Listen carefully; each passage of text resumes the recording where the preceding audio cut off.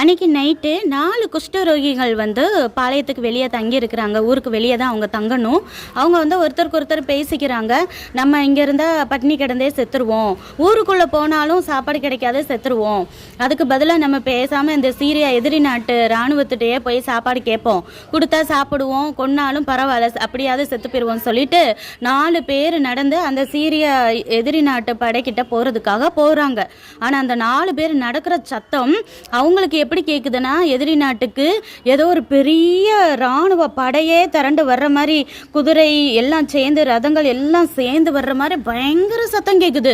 அதை கேட்டு அவங்க பயப்படுறாங்க. போச்சு, இஸ்ரேல் தேசத்து ராஜா வந்து எகிப்து ராஜாக்களையும் பக்கத்தில் இருக்க ஏத்திய ராஜாவையும் ஹெல்ப் கேட்டுட்டு எல்லாருமா சேர்ந்து பெரிய இராணுவமாக வர்றாங்க போல இருக்கு. எவ்வளோ பெரிய சத்தம் கேட்குது, நம்ம அவங்களோட சேர்ந்து பார்க்கும்போது ரொம்ப கம்மியாக இருக்கும், நம்ம தோத்துருவோம் அப்படின்னு சொல்லிட்டு பயந்துட்டு என்ன செய்கிறாங்க,